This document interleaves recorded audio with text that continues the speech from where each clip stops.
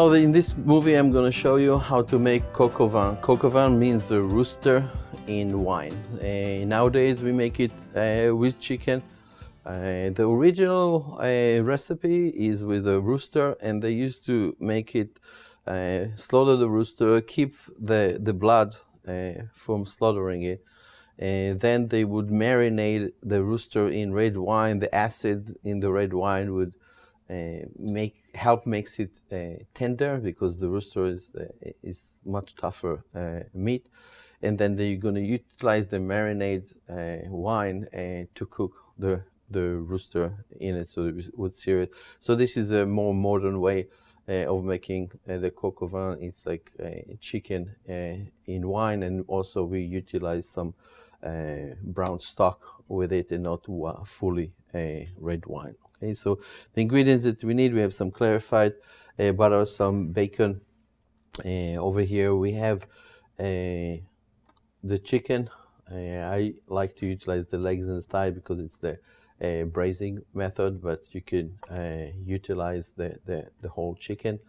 We have mushroom for garnish, pearl onion for garnish. So the garnish will be the bacon, pearl onion, and mushroom. And this is the classical garnish for coq au vin. We have some garlic, tomato, some tomato paste, a little bit flour to make it a little bit thicker, red wine and stock, thyme for aromatics, and we have a little bit chopped parsley at the end.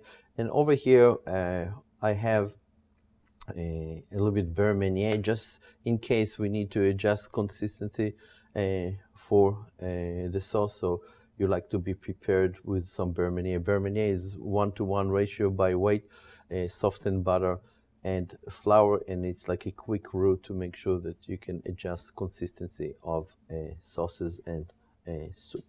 So I'm going to show you first how to peel a pearl onion and take the opportunity. We do it with glazed pearl onions. Every time we use a pearl onion, we peel them. It's different than regular onion. Regular onion, we just peel it when it's dry. What we did over here is we put it in boiling water for a couple of minutes, and then shocked it in ice. And I'm going to show you what to do in order to peel it. So I'm utilizing my paring knife. You see the root over here. If we're going to cut right on the root, when we're going to try to push it out, it's not going to push.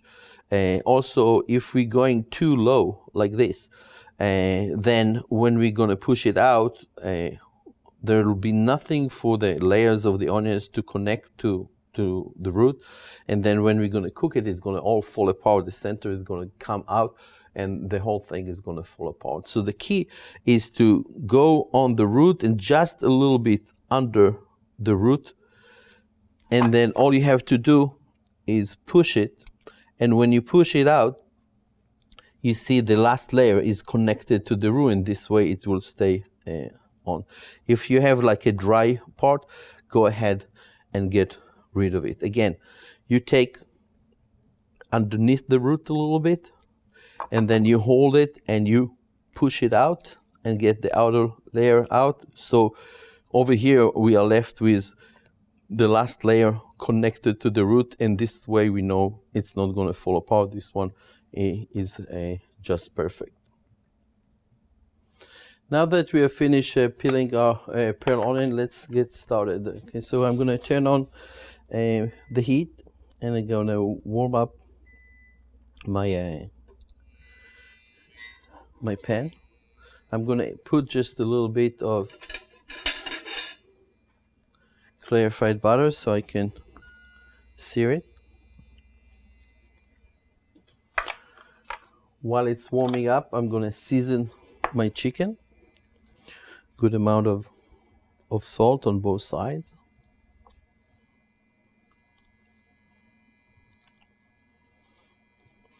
If you notice, I'm not going close. I'm going away from the chicken, so I can put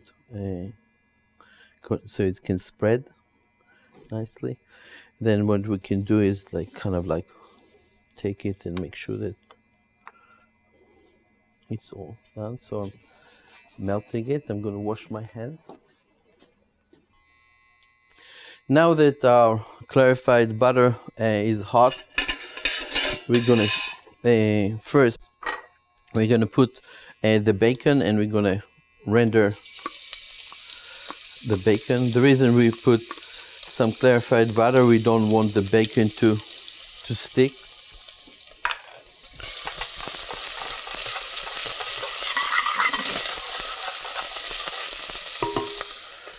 And now I'm going to turn down the heat a little bit.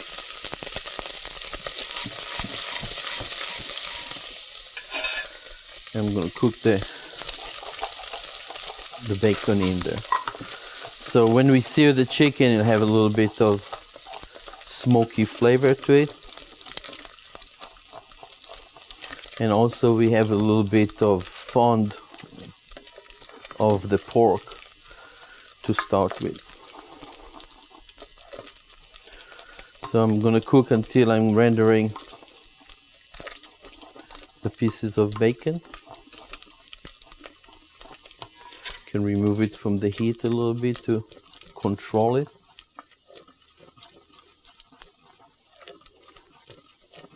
And I can put it back. So one way to adjust heat is pretty simple. Sometimes when you see it's going too fast, just remove it from the heat, okay? If you remove it from the heat, it will calm down. Just turning down the heat, not necessarily will help you all the time, okay?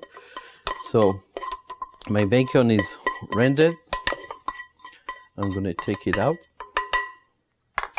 with a slotted spoon,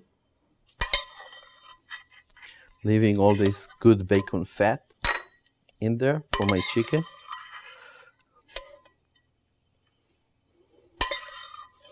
And later on, I'm going to utilize it for the garnish. Okay. Putting it back on the heat. I'm going to take my seasoned chicken. I'm going to increase the heat because I want to sear it and brown it. And you hear when I put it in there, I put it skin side down first. I chose this size of pot because it just covers it at the bottom. I'm going to need that for later, okay? And I'm going to brown it on all sides. Now that it's all brown on all sides, we're going to take it out.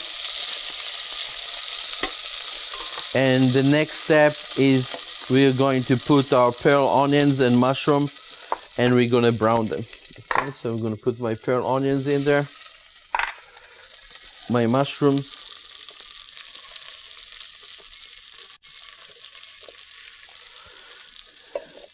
and I'm going to brown them.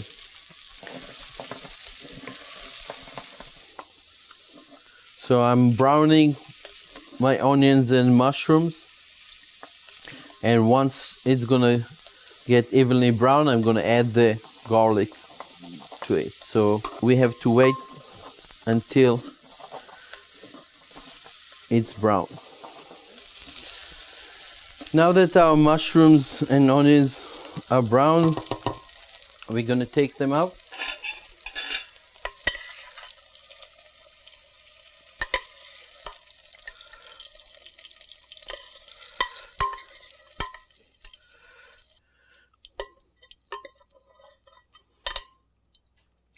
We can put our garlic for a second.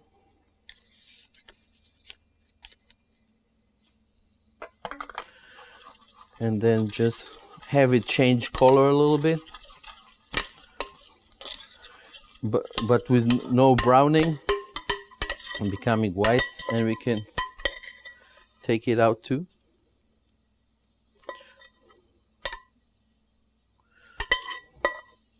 I like to do it separately. You can do it with the pearl onions. I like to do it separately because I have more control on the cooking of the garlic. The next step is adding our tomato paste. So you reduce the heat.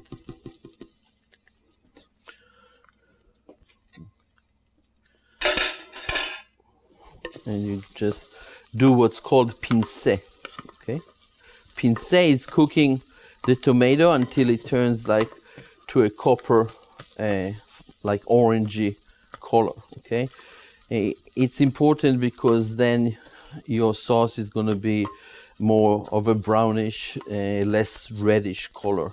Okay, you don't want it to be like looking like you're cooking it in a tomato sauce. Okay, so it's really an important part on a low heat so you won't burn it.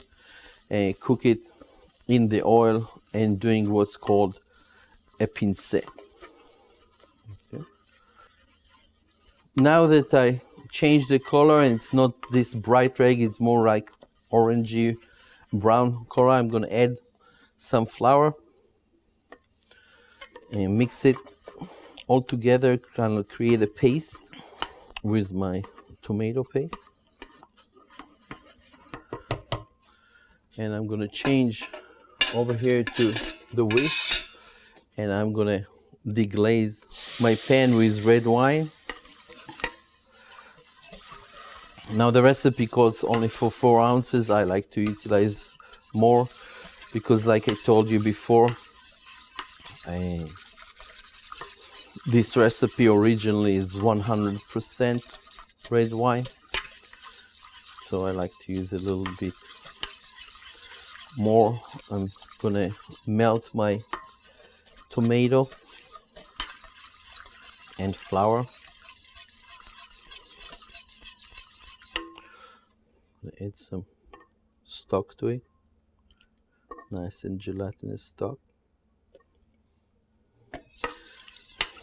Now I can increase the heat.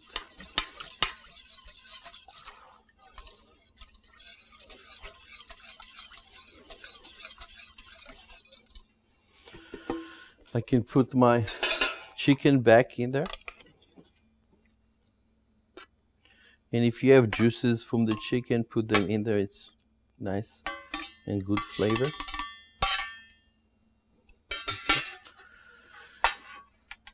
I'm gonna cook it a little bit to cook the alcohol out of it. So I can put my garnish of thyme. Can taste it to see that I have seasoning in it.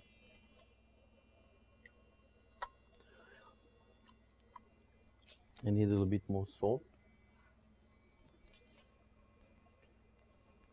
You want to put enough salt so when it cooks it penetrates to the center. After that, we cook it for a few minutes, cook a little bit the alcohol out of it. I adjusted the seasoning before I put it in the oven. I'm going to taste it one last time to see how much seasoning. It's good. Okay. And the next thing we do is we take it off the heat. We put our cartouche on top of it, and then we take aluminum foil. I like, before I start, to like get all the corners so it's easier for me to go ahead and put it on. If it's too hot for your hands, you can always utilize a side towel. And now it's going to go into the oven. Okay, we're going to put it into the oven in 350 for about an hour.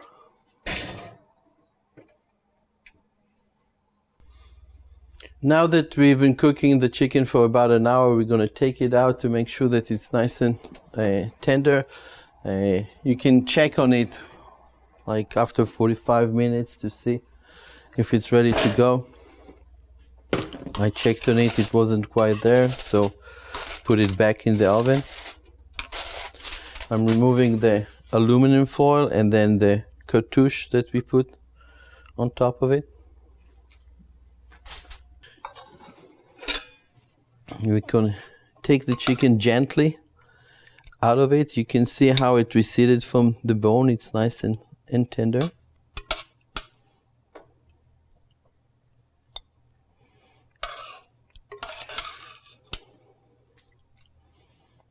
Got nice color from the red wine.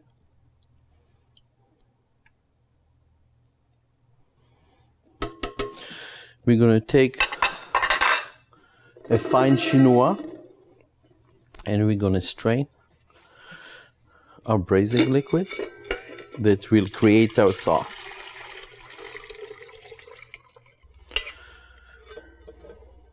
Then I'm gonna take it and put it back into my pot.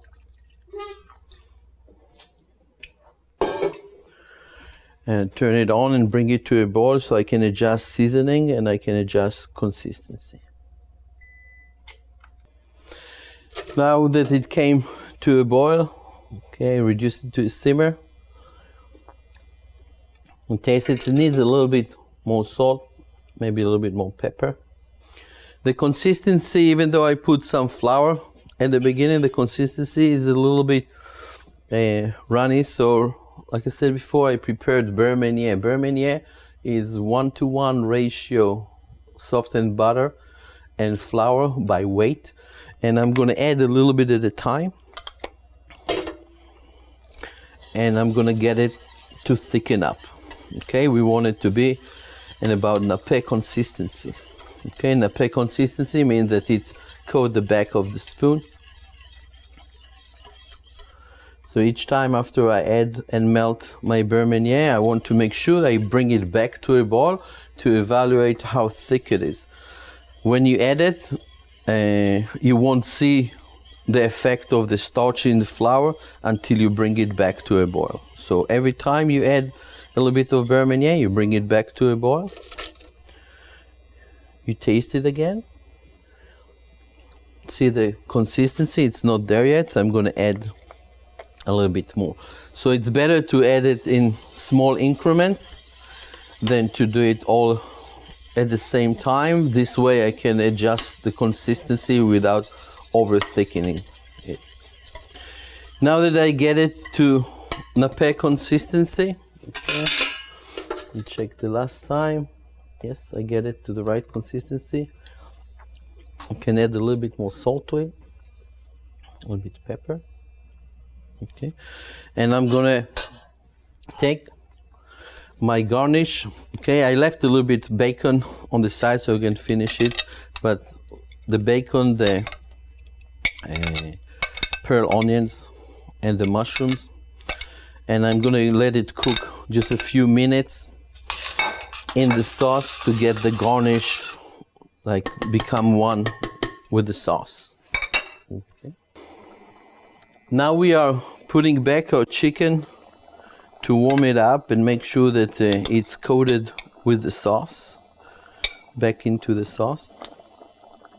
We're gonna let it cook for about 1 minute to let it heat through, and then we will be ready to plate.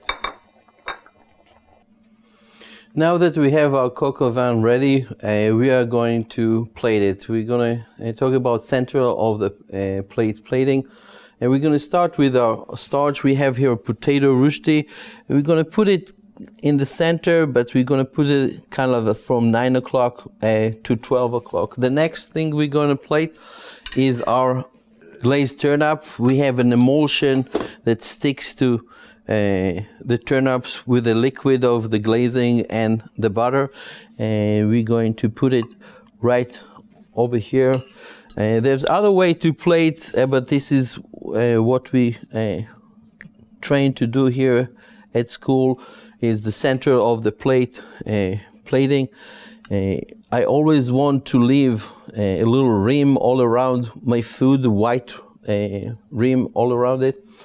And then next one, we're going to take our haricot verts.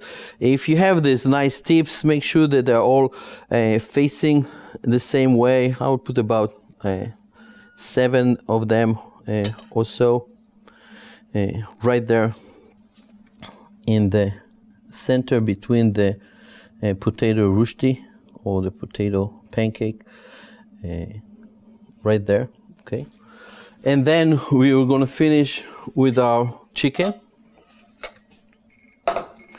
The chicken is nappe consistency. You can see how it sticks. I'm going to utilize 2 pieces. I'm going to take a piece of thigh and a leg right there.